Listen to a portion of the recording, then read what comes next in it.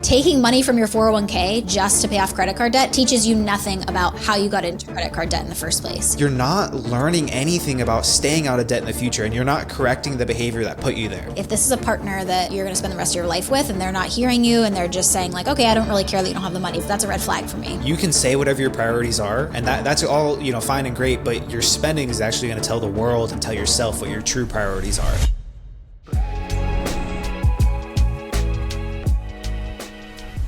Welcome back to the show. Lauren and I are back for our weekly episode where we talk all things money. Lauren, I feel like I've said it time and time again, but it's always true. When it comes to managing your finances, this stuff is relatively simple, but it's not always easy. And I feel like I see the same types of questions from people who are first jumping into their finances. So I thought today would be the perfect opportunity to kind of take it back to the basics. And so we have a ton of good questions here that kind of it's just about getting started with your financial journey. So why don't we jump into this first question? This person wrote, should I drain my 401k to pay off my credit card debt? I'm 23, bringing in about $40,000 a year. I've racked up nearly $10,000 of credit card debt, and I'm drowning trying to stay afloat. The interest rate is nearly 30%. I've tried looking for personal loans to consolidate with a better rate, but multiple lenders have already denied me. I have enough of my 401k to pay off the debt in full. Would it be a bad idea to cash it out to finally pay this debt off? My eyes twitching a little bit. I love the question. This person's 23. They're thinking through it, like you just said, we don't know where to start.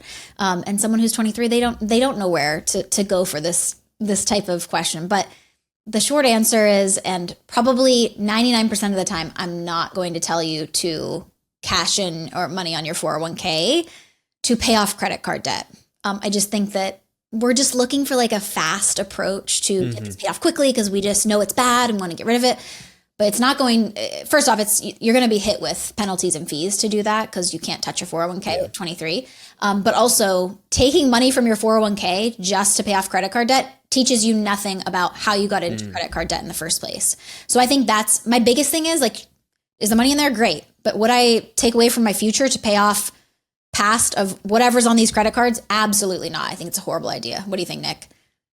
Yeah, I mean, I really like the question because I feel like for a lot of people, the reason they get into their financial journey, the reason they start with their finances is because they're in a place that they don't necessarily enjoy, right? And I feel like for a lot of people, it's I want to get out of debt. Yep. And there's always a good amount of people who have I don't know about a shortcut to get out of debt, whether that's cashing in their 401k or they happen to have some money in savings or they can take like a personal loan from family or something. And like you said, the worst part about it is that it doesn't teach you anything about staying out of debt in the future. Especially with situations like this, where if you can kind of take a little shortcut and say, hey, I can do, this thing over here and it's going to get me out of debt right away. Is that a good idea? I mean, aside from the things you talked about the retirement side of it, right? Like limiting that potential growth into the future, the penalties, the fees, all that kind of stuff. You're not learning anything about staying out of debt in the future, and you're not correcting the behavior that put you there, right? If you're making $40,000 a year and you racked up $10,000 of credit card debt, who knows? This could have been in the last year, could have been in the last several years, but that tells me you definitely have some sort of a spending issue. You probably don't make enough income, and then you probably have inflated your lifestyle a little bit to where now building up the credit card debt is just that's become the habit that you've fallen into, and taking this kind of shortcut, it just never fixes it, and you'll probably end up in the same place a year or 2 years down the road again. Yeah, I always talk about this, but my debt-free journey was not a fast one. I had to slowly work my way out of it. It took me almost 3 years to do so. But in that time frame, I created so many good habits, and now those have stayed with me, and I've really created a good foundation to build my financial future on. That's the problem with these, quick fixes here. It doesn't fix anything, and then you're right back to where you were, and now you don't have your 401k to fall on. You know what I mean? And then in the future, you can be like, that was such a bad idea to take this out. I feel like when you're 23. Yeah, you're coming out of college, probably fresh out of college, actually. You're trying to still go out with friends, still live your lifestyle, but $40K a year is not much, especially depending on where you're living and, what your rent is and everything like that. But I feel like at 23, you have such an opportunity. Just continue living like a college student, like a broke college student, maybe get a second job. You need to suffer a little bit. I'm not going to sugarcoat it. You need to figure this out sooner rather than later, because if you go into your later 20s, your 30s with credit card debt, it's just going to keep spiraling upward and your habits are never going to change. So I feel like this person could really use like a second job, really just start hammering these and learn some valuable lessons on credit cards and how not to use them, because obviously they haven't used them well, up to this point. So I don't have gentle advice for this. Like, you just have to go for it, and it's going to take some time. Sure, 10,000 is not. It's in the grand scheme of things, it's not a lot, but for someone making $40,000 a year, it is a lot of money. Yeah. Especially sitting at nearly 30% interest. Now, are there other things they could look into? Potentially, and I hate to give it. I hate to talk through this sometimes because I think again, you don't learn the behavior change to make it happen. But if there's a 0% interest card, you've proven to yourself that you're working to pay these off. You're not using them anymore. You're not putting any more debt on these. Could you consider it at that point to help pay it off a little bit quicker? Absolutely. Even like and there's different programs where you don't have to consolidate into a loan. She's saying multiple, or whoever's saying multiple lenders have denied them. Mm-hmm. There's other ways to go about it too. Even just getting on sort of like a payment plan where it just puts it all into one plan or one payment for you. But I think this person has a lot to learn here. And the only way you're going to learn is if you, pull up your bootstraps and get going. Yeah. Oh, Lauren, you boomer. No, I'm just kidding. I feel like the problem with this, though, is like when you lay out these facts on paper, it absolutely would make sense for them to, what are you going to get inside of your 401k? Maybe 8 to 10%, like depending on what your company offers. Yeah. And those credit cards are charging you 30%. Like on paper, it probably makes sense to pull out, take the hit with the penalties and fees and then pay off the credit card debt, and you can kind of start fresh. But like I said, like the problem is like, this person is only looking at like the numbers on paper. They're not looking at the things that led them to get there. Like they're not looking at, and that's why I always tell people like the best place to start is like one, like figure out all the details around your debt and your income and things like that. Like get all the numbers in order. But then like, how did you actually get into debt? Like you got to be very real with yourself. And that's something this person probably has to do as well, is like what caused you to rack up $10,000 of credit card debt? Like if it's the spending issues, like using the 401k to wipe it out, or like you had said, if they got like a 0% credit card, like it's not teaching them as much as if they were to go through that whole process. Now, like granted, if there's a few situations where it's like, all right, I had like a one-time emergency, like I had to go to the hospital, I didn't have health insurance, or my car broke down, something like that. It's like, all right, that's more understandable. It's less about let's change the behavior, and it's more about let's set up the actual, like the other areas of your finances to be able to handle blows like that. But yeah, I think this person would be better off. Like it's funny because I always think about it this way in my head. Like sometimes what makes sense on paper is not always the best way. Like sometimes the fastest way to get there is not actually going to be what's going to be the best for your future potential growth. Like paying off the credit card with your 401k is the fastest way you can get out of debt, but it's probably not going to be the thing that's going to teach you the discipline and the skills to build wealth in the future, stay out of debt in the future, build up like a massive emergency fund and have a really solid retirement. Like you said, this person has to go through, I think, a few hard things to understand what got them into the debt, how to get out of it, and then what they should actually be doing with their money into the future. Yeah, and I hope that they've stopped using their credit cards already, because they honestly, they're getting themselves into a very slippery slope here. 10K is going to spiral very quickly. When $40,000 a year is not much take home. Like I said, a lot of that's probably going to rent, depending on if they're, living in an apartment or something like that. True. But, this can be a scary situation. But like I said, at 23, you have an opportunity to change your entire life. Get this paid off within 2 years, probably. Yeah. And then your late 20s, you're starting to build your income. Obviously, your income is going to continue to go up depending on what field you're in. But then you set yourself up for a much better future. Because right now you're headed down a really bad path, I think. Yeah, 100%. All right, well, let's jump into the next one here. Well, this is a good one. How can I maximize what's left of my paycheck? Say if someone has $537 left over every month after the bills are paid, how can they maximize this? Investing, buying land, certain types of savings accounts. Now that I've got another job, I want to be as smart as possible with every penny. I guess that's what happens when you turn 27. I don't know who's buying land with an extra $500 a month. Like, I don't know where this person lives, but if you could do that, I mean, that's not a terrible idea. But no, it's a great question, because it's questions like these that get me excited, because this is when someone, I think, they have that base level of understanding of what's going on in their finances. Like they were exact. I have $537 left over at the end of the month. That tells me they know what their expenses are. They know what their income looks like. They've probably budgeted it all out. And now they're like, cool, what do I do with this this excess of money. That's a really exciting place to be. But I always like to fall back like to the basics. And Lauren, we've always called it the financial roadmap, but kind of getting your finances in order, I think, starts with paying off any high interest debt. Now, this person, if they have everything in order, it sounds like they have a solid budget in place. Like they might already be out of debt. They might not.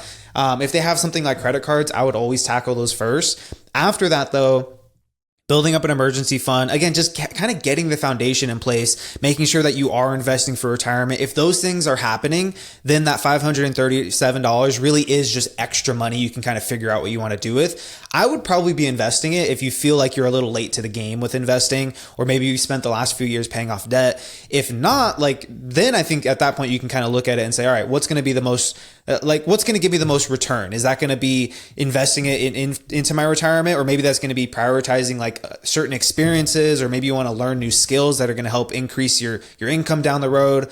But yeah, I would say does this person have kind of those foundational parts of their finances in order? If not, that's where I would start with an extra $500 a month. Yeah, I love that.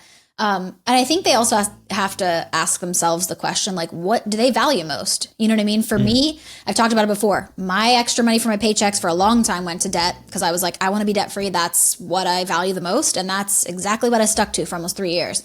But after that, like you had mentioned, if this person was paying off debt, they might feel a little late to the investing game. That's kind of where I feel right now. So my extra money from my paychecks, is all going to investing at this point. I have my, I'm debt free, other than a mortgage we're going to have here soon when we buy our new house. But, we're debt free. We have our emergency funds. We have a ton of sinking funds set up for anything that happens. I have a fund set up in case I get laid off and I don't have a job. So I have all those things in place. And then after that, I'm really prioritizing, investing or, whatever's important to me.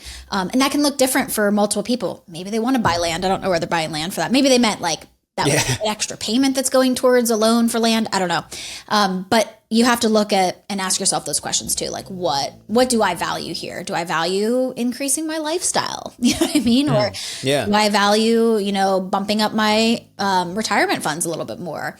Or do I value buying land? I think that all comes down to it, because at the end of the day, you're going to have to be on the same page with yourself of where this money is going to go, or it's not going to happen, Yeah, 100%. It totally depends on where this person is in their journey. Because if they are out of debt and they've, spent the last few years kind of scraping by, and you're like, cool, I still have an extra $537. What should I be doing with this to maximize my, where every single penny of my income is going? At that point, I would take a look at what you're doing with your money on a monthly basis and say, is this sustainable? I think that's a really important part too. If you've been stuck in a tight budget for the last few years because you've been doing something like paying off debt or building an emergency fund, I think at that point it's time to reassess where your budget looks like and say, okay, do I have room in here to actually enjoy life? Because that's what the whole point of why we take control of our finances. But if not, then I think, this person's got to look at setting up their foundations first. And then from there, like you said, it's what do you value? What's going to give you the most return on that money? Is it going to be going out and spending it on things that you just want to do? Of course, after you've set up the rest of your finances, doing things like that is totally fine. You don't have to necessarily maximize every single dollar, but that's what you've built up to. If you've kind of built that foundation for your finances, it's okay to be doing that at that point. Yeah, I was just going to say that because they really have it down here to the exact dollar, 537. Yeah.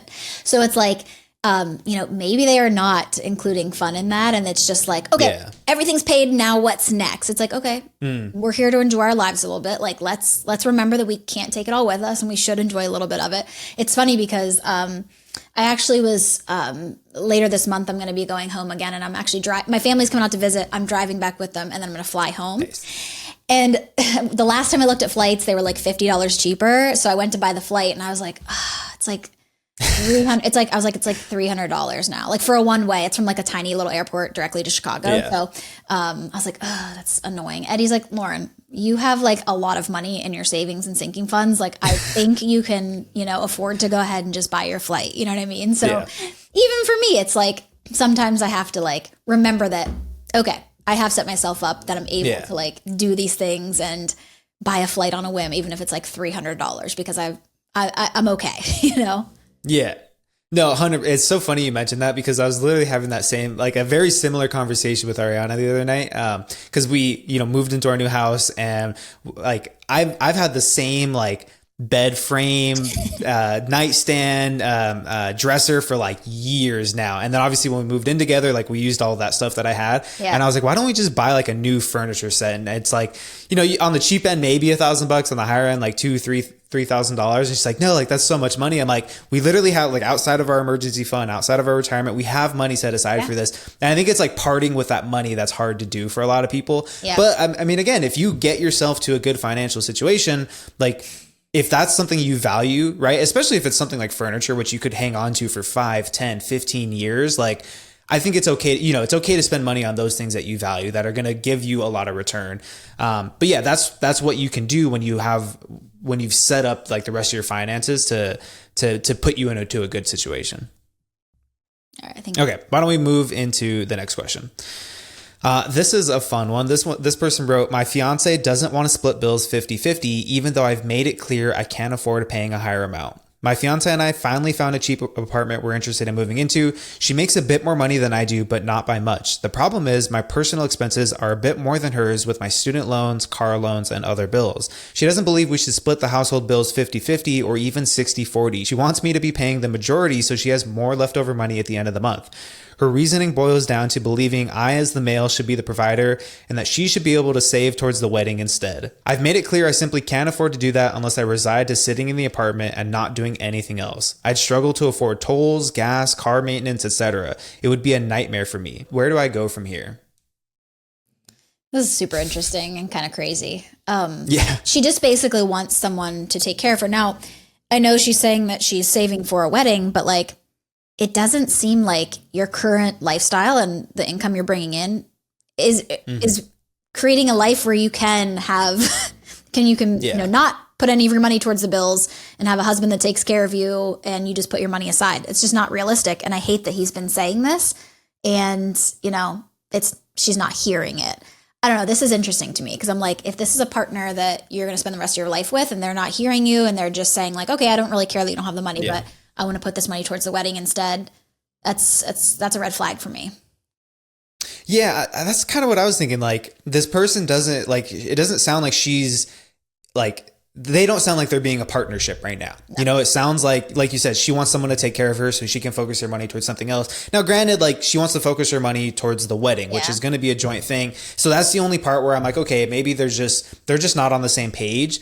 But either way, like I feel like when you are getting ready to get married, like having these arguments about money now, like what is it going to be like once you are married? Is she going to still have the same expectations? And if those expectations, like, you know, if she wants to be someone who doesn't have to work as much so that her husband can take care of her, which, you know, there's no problem with that if you two are in that financial situation. If you're not though, and that's what she just expects, it's like, you gotta meet, you know, where you're at in reality, right? Like you two have to be willing to do what's necessary if that's what your reality looks like. And right now it sounds like she's not willing to acknowledge like, hey, this is our situation. And so I got to set aside what my expectations are and let's deal with the reality of our situation. Then we can kind of work towards that life that we both want to craft. You know, it just doesn't sound like she's willing to work towards that though. Yeah. It seems like she's sort of living in like fantasy land. Like, yeah, I don't really care how much you make. You're just going to pay all the bills and I'm going to save for the wedding. And he's like, I literally can't do that. You know? Yeah. I don't know. This is a crazy situation because, you know, this is somebody that you're going to marry and like, they're just not even, I would feel disrespected in the fact that I've told you my situation. I can't do that. Yeah. And you're still kind of saying like, as a male, you should be providing. And this person is like, here's my paycheck. I can't do that. You know? Yeah. It's one thing to be like, that's what I want. And it's another thing to be like, look at the money in our bank account. Like we need both of our incomes to just make it through. Yeah. I don't know. It's a tough situation because it's like, how do you say like, you know, you two are working towards getting married right now. And it's like, well, this person clearly isn't taking into consideration like your personal well-being, your ability to have like flexibility with your income to do things other than just work and pay bills, you know? Yeah. And again, like it just, I think it would, I don't know. It's tough to say because if she was like, no, I just want to have my income just to have my income and do whatever I want with it, I would totally be like, that's 100% red flag. I don't know if you two should get married, but because she's like, I want to be able to save towards the wedding. That's the only thing that's keeping me like, okay, like maybe they just need to be on the same page about how to do this, you know? Yeah. That's the only thing that's kind of holding me up off of saying like, like, this doesn't sound like it's working. Yeah, I agree. If she was, like you said, if she wasn't saving towards the wedding, it would be a very different conversation. I think she's Yeah. more of like, let's live on your income and save all of mine for our wedding. But for me, if he cannot afford that to make that happen, then maybe you need to either reduce your wedding budget or push the wedding further into the future so that you both can still contribute to the bills and, both maybe put aside some money for this wedding, as far as that goes. But it sounds like to me they need some more time, but also they need to get on the same page, because if she's really still like, no, I don't want to do this, then it's like, like you said, it's only going to, get worse from here. It's not going to change when you get married. Yeah. Things are still going to be the same. She's going to have these expectations. So it's like, do you want that? If so, go for it. If not, then you probably need to take a step back and reevaluate the situation. I don't know. This is sad.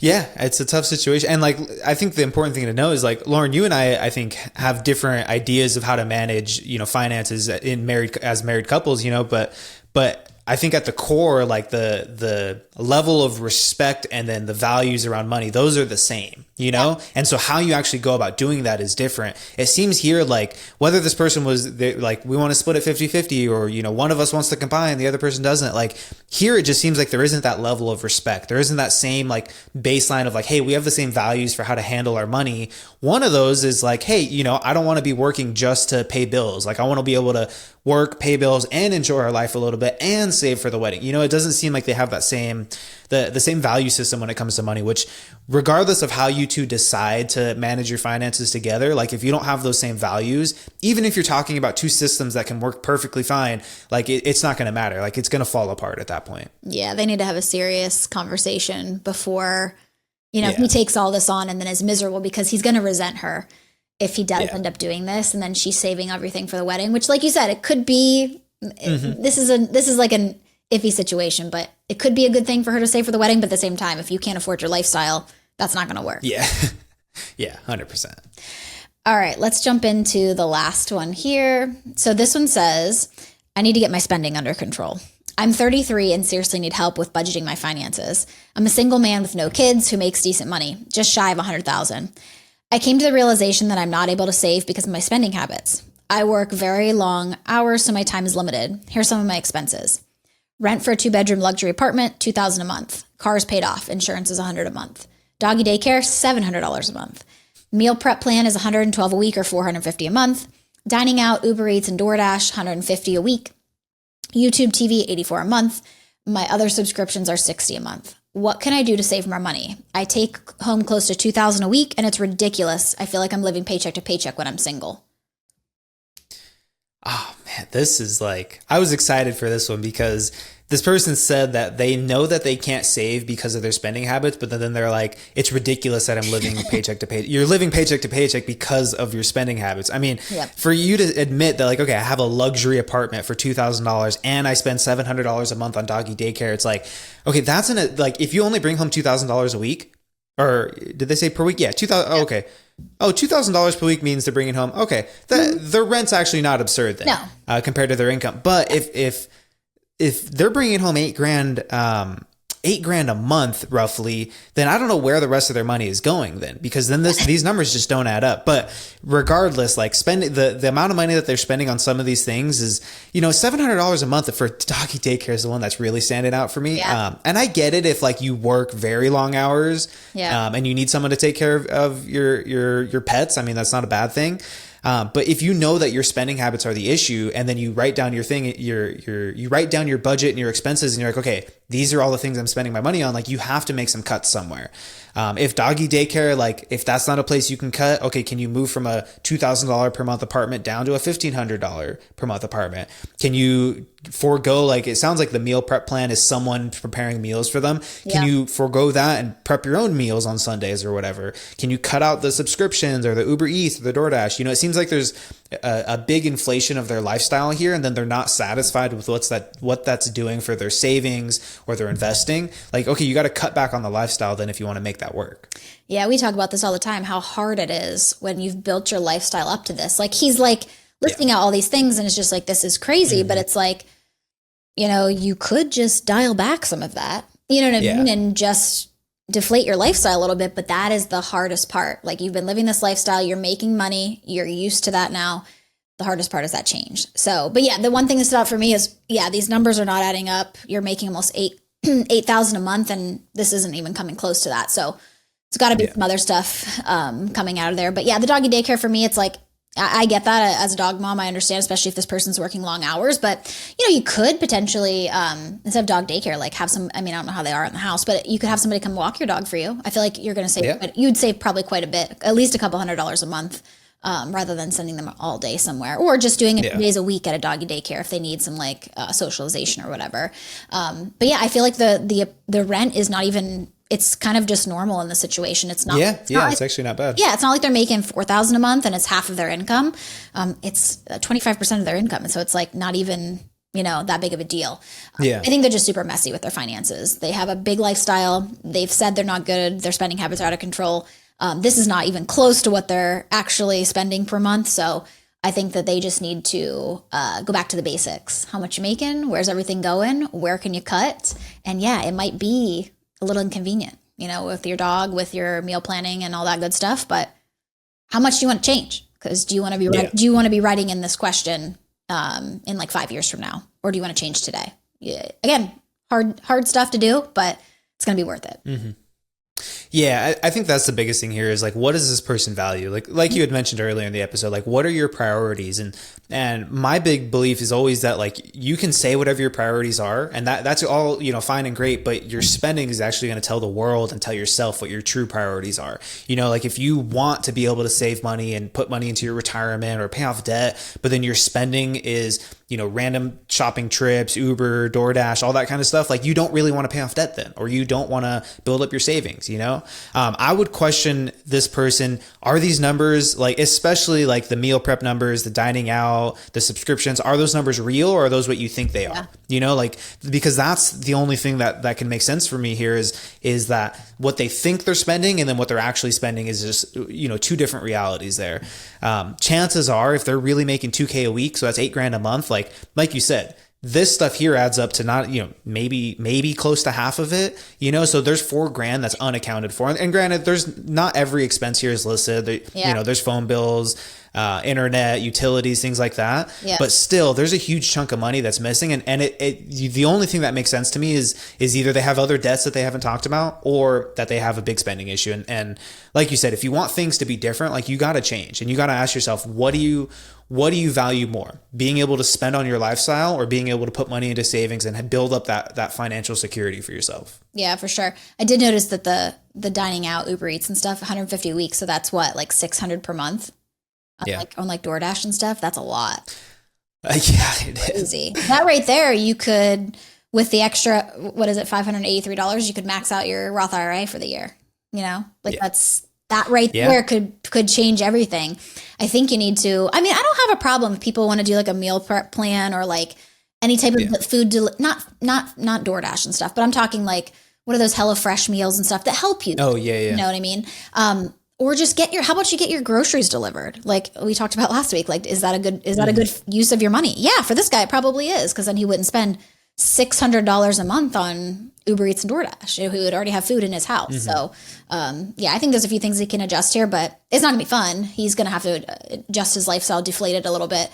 And nobody ever wants to do that, because we work hard. We want to have the things we want. But yeah, if you want to change your life, like you said, you have to change your life. You have to adjust some things, and it might be a little bit painful, but eventually you will adjust to your new way of living, Yeah. I feel like when it comes to your money, like more so than in other areas of your life, like it's always about making trade-offs, and I feel like people don't want to acknowledge that, like right now, this person is trading the ability to have someone meal prep their food for them, get DoorDash and Uber Eats, have these subscriptions, live in a luxury apartment.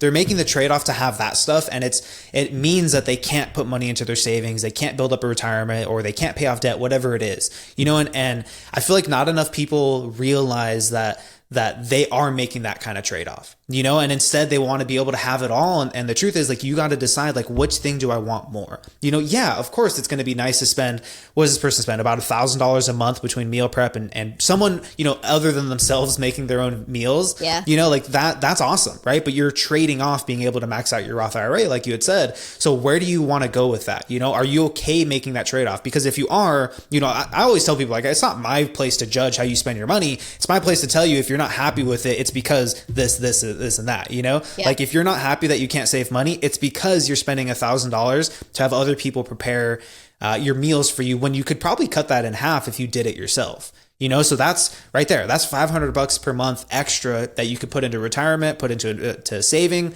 Like, that's a good chunk of money right there.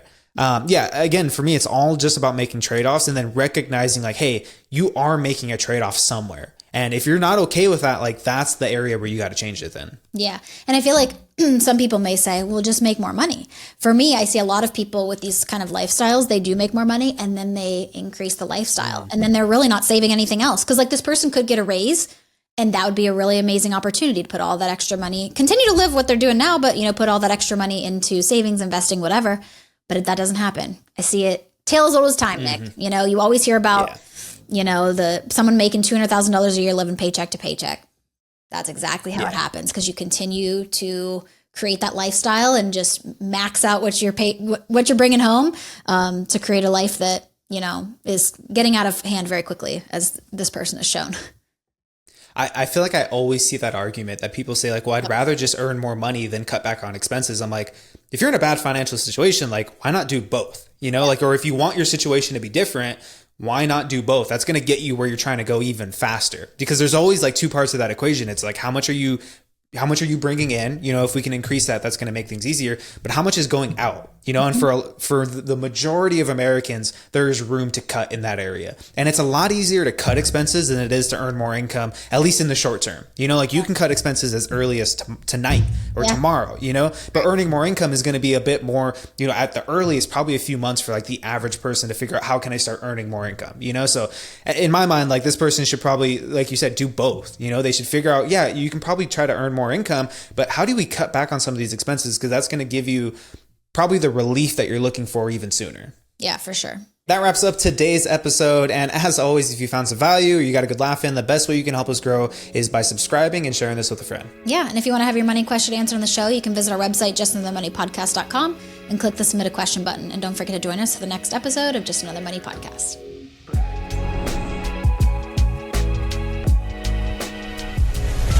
The information, opinions, and recommendations provided on this podcast are for entertainment purposes only and do not constitute professional financial advice. Any financial decisions you make based on the content of this podcast are your responsibility. We strongly recommend consulting with a licensed financial advisor or other qualified professional before making any significant financial decisions. By listening to this podcast, you acknowledge that we are not liable for any financial outcomes.